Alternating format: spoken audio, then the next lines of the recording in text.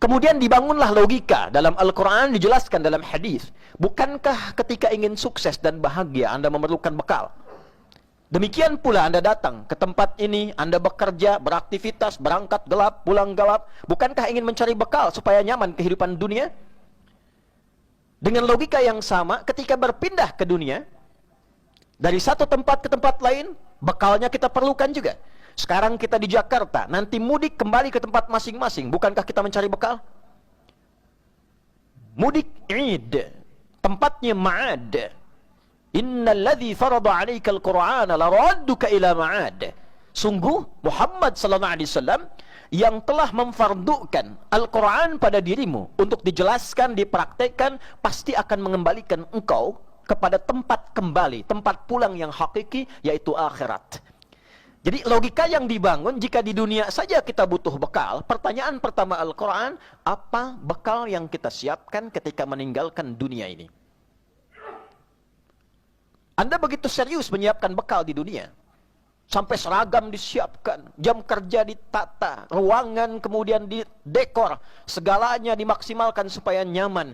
Adakah pernah kita investasi untuk kehidupan saat meninggalkan dunia ini? Bagaimana alam kuburnya? Bagaimana tata ruangnya? Apakah hukumnya sama dengan hukum dunia? Pindah dari Indonesia, hanya sekedar kunjungan ke Malaysia saja, hukumnya sudah beda. Ke Amerika sudah lain ketentuannya. Lalu Anda ingin samakan dunia dengan alam kubur, pasti berbeda.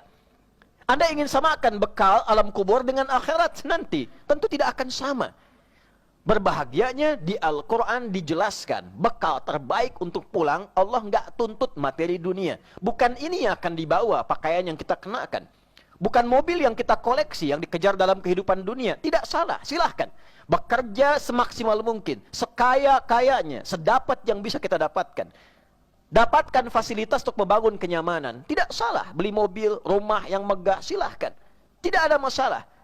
Untuk kehidupan dunia supaya mudah dan nyaman. Pertanyaan besarnya, saat meninggalkan dunia, apakah sudah menyiapkan kinerja yang serupa, kesungguhan yang sama, untuk menyiapkan bekal pulang? Tata ruang kuburnya bagaimana? Surga yang didambakan itu bekalnya apa? Maka Allah tidak menuntut fasilitas dunia yang kita kumpulkan. Allah hanya meminta lewat Nabi, alihkan cara pandang kita dengan dunia itu dengan meresapkan fungsi akhirat di dalamnya. Itulah yang disebut dengan salih. Amal pekerjaannya, salih itu sifatnya.